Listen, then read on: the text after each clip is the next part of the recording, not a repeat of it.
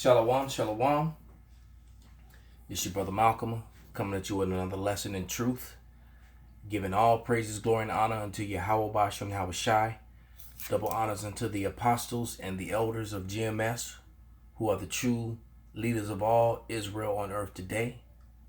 Salutations to my fellow laborers, the Akim, who do this work in truth and sincerity, risking their lives and their freedom to do so. Salutations to the confusion of faith brothers who have joined unto our ranks, and the few Akwaf that are listening and learning. Once again, Yahweh Bashem Yahweh Shai Brakatah Ba'Hashem Yukar Kadash. And I'm just going to go through the spirit. I did have a group of scriptures that I put together, and I don't really know the title for this yet, so I'll worry about that later, but I'm just going to begin reading. And I'm starting the first book of Ezra. I'm going to start at verse 51. Ezra 1 and 51. I'm going to read to the end of the chapter. And before I start reading, I'm just going to make this statement. Modern day Christianity, okay, is a fabrication of truth. All right?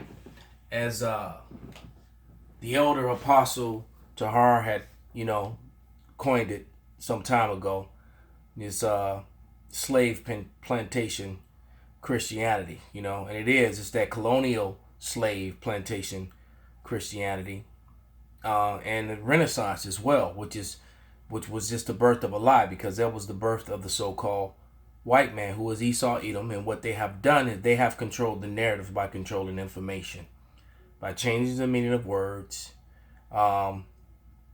even adding things into the scriptures, putting the word, for example, they took out the word Hellenist or Hellenista, and they put Greek in its place. They use words like canon, which if you do a word search in the Bible, it'll tell you that word does not exist. There was nothing about any canons. All right. That's a made up narrative for control. All right. The word virgin, they changed the meaning of it. The word rape, they didn't give you the true meaning of that word. The word world, all these key things that allows them to push a false narrative. And one of the most important things is the history of the Third Kingdom, which is the Grecian Empire, and the Hellenization of the Jews, the three tribes, which was Judah, Benjamin, and Levi, which the Romans called Jews, and their Hellenization and the turning of them into Gentiles, which is all that history is in the First and Second Maccabees, which the books of First and Second Maccabees match up with secular history, which is in your encyclopedias. But because that history is so revealing to who the devil is, who the wicked is, and the wicked is the race created by the Lord called Edom, and Edom happens to be the people on earth today who refers to themselves as white. They are indeed, without a shadow of a doubt, without question, without argument, the biblical Edomites. And they hid the history of the Third Kingdom, which was the kingdom of the Greeks. So you go from Babylonia to the next captivity, all right, was the Assyrian captivity. They skip the Grecian captivity and go right to Rome, because now you get to Rome and you're talking about Gentiles being brought into it. And that's where the confusion, because those Gentiles are the Israelites who were being looked at as Gentiles because they lost their way, all right, which the Bible prophesied that they would lose their heritage and regain it, and that they would remember who they were in the end of days, all right. So now that I've said that very important message, let's begin with the reading, all right. And because this is how one of those acts came to be, okay. It says, but they had this is verse 51 in First Ezra, the first chapter, starting verse 51. But they had his messengers in derision, and look, when Yahweh spake unto them, they made sport of his prophets. and they still do today. So forth that he, being wroth with his people for their great ungodliness, commanded the kings of the Chaldees to come up against them, who slew their young men with the sword, yea, even within the compass of their holy temple, and spared neither young man nor maid, old man nor child among them, for he delivered all into their hands. And they took the holy vessels of Yahweh, both great and small, with the vessels of the ark of power, the king's treasures, and carried them away into Babylon. As for the house of Yahweh, they burned it and brake down the walls of Jerusalem and set fire upon her towers. As far as her glorious things, they never ceased till they had consumed and brought them all to naught. And the people that were not slain with the sword had been carried away into Babylon, who became servants to him and his children to the Persians' reign, to fulfill the word of Yahweh, spoken by both of the mouth of Jeremy. And this is talking about Jeremiah. Okay? Also proven that the Apocrypha was a part of the Bible, always has been. Okay? Until the land had enjoyed her Sabbaths, the whole time her desolation shall be rest until the full term of 70 years. So we went away into the Babylonian captivity, and it spoke about Jeremiah. So let's go to just to prove, before I continue to the next set of scriptures, also in the Apocrypha, I'm going to go to 2 Chronicles, I believe, the 18th chapter, and the 33rd verse, if I'm not mistaken, because in that chapter it mentions the prayer of Manasseh. All right? Let me just find it.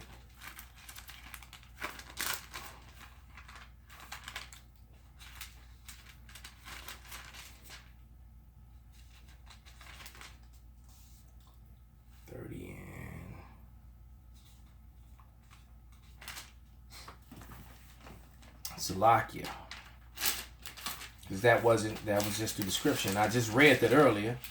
Now having maybe is it 33 and 18? Just trying to remember. Yes, it's 2 Chronicles 33 and 18. All right, and it says, now the rest of the acts of Manasseh and his prayer unto his power, the words of the seers that spake to him in the name of Yahweh power of Israel, behold, they are written in the book of the kings of Israel. Okay? Because prophets were once called seers. All right? Just to prove that point before I go on, let's go to 1 Samuel, to the book of Samuel, chapter 9, verse 9. So, real quick.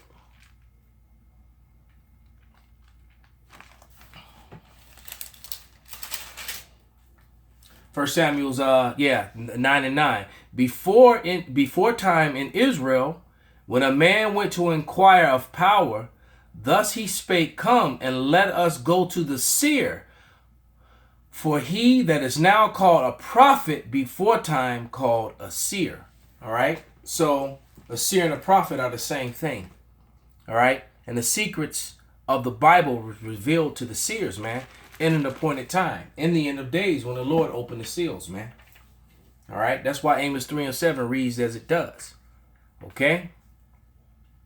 So let me read First Ezra again. This is First Ezra, first chapter, verse 57. Who became servants to him and his children till the Persians reigned, to fulfill the word of Yahweh spoken by mouth of Jeremy, which is Jeremiah. So let's go to 2 Ezra, the 14th chapter, and I'm going to start about the 20th verse. Okay?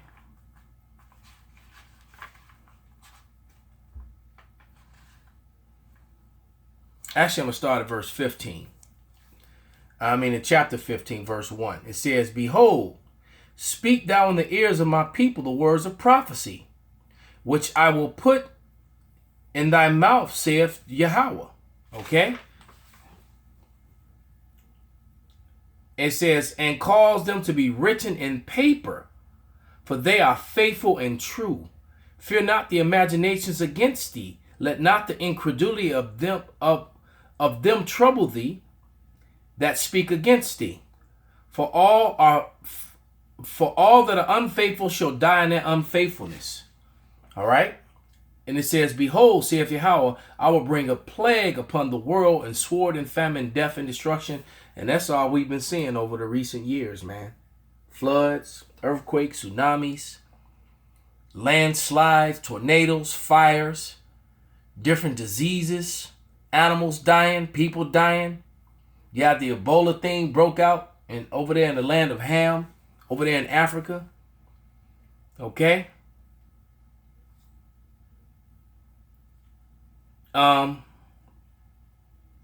me just keep reading. It says, verse 6, for wickedness have exceedingly polluted the whole earth, and their hopeful works are fulfilled. So this is over for the Edomites, man. They're because now the fact that we know that the so-called white man is the Edomites, their fame is turning into infamy. The whole world is starting to turn against them. They're losing allies. They're not welcome in a lot of places. Things are starting to really go wrong for them. All right.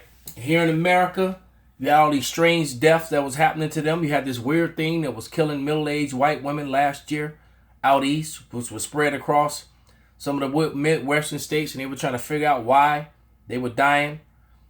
Okay. Middle-aged Edomite women. And then they also have a low birth count. It's more of them are dying than they're being born. You have your opioid problems with them. The meth problems. They say on the average 100 of them a day die from meth. Okay? And just disaster after disaster after destruction after destruction. And the falling of the dollar. I just watched a video about a chick sleeping under a bridge in Seattle. Okay? And I imagine she didn't look that bad. That she was, half decent not that long ago, man. But as that becomes more and more prevalent, America's falling, man. And these people sleeping outside, these women, it's not going to be safe unto them, man. All right. So let's keep reading. I'm going to jump back into, now I'm in 2nd Ezra again. I'm going into the 14th chapter, starting at verse 20. All right. Behold, Yahweh, I will go as thou hast commanded me, and reprove the people which are present, but they that shall be born afterward, who shall admonish them? Thus saith the world is set in darkness, and they that dwell therein are without light, because mainly there was no understanding in the Bible. Okay?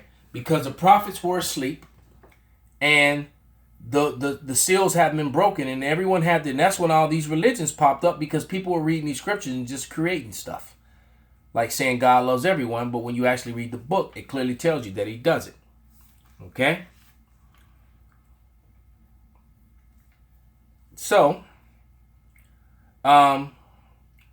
this is verse 21. For thy law is burnt, therefore no man knoweth the things that are done of thee, or the works that shall begin.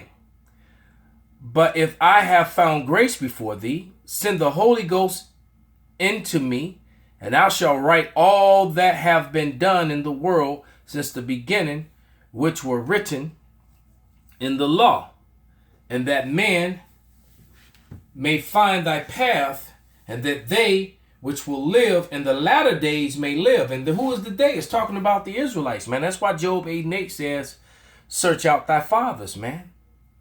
All right? Because every man, woman on earth should be trying to search out their fathers and find out who they are.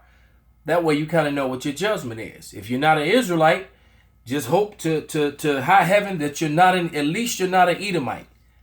Because if you are of the other heathens, eventually after your payment for what your contribution to the destruction of the Israelites, after your payment, you get to go back to your lands that were promised to you and live in peace. All right? And live without GMOs, man. Live without all the vices and the destruction that the so-called white man, who is Esau Edom, has placed upon you. You actually get to live in peace, have your own land, your families. You get to enjoy life and enjoy the earth will be a paradise again. You'll be able to drink out of the rivers and enjoy the fruit of your own land, your trees, your grapes, your melons, your flowers and your greens and your vegetables and your animals. You're going to have all that. Okay? You can't have that under this current rulership. All right? Back into 2nd Ezra, the 14th chapter. I'm in verse 22. And thy law, that men may find their path, and that they which will live in the latter days may live. All right? Like it told you in Daniel, Daniel 12 and 13 told Daniel that he shall sleep, but then basically that he's going to stand in his lot. So he's going to go to the spirit world, and when he comes back, he's going to be prophesying again. John the Revelator was told the same thing, that he would prophesy again. All right? When did John never left the island of Patmos? He died there. All right? So John is back on the scene again, man. And guess what? Some of you idiots out there has offended him. Scoffed his video.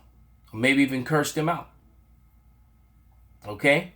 There's a lot of death and destruction coming to you, because this time the Lord is going to make all people, especially you Israelites, pay for what you've done to the prophets, because you harmed the prophets more than the heathens did, man.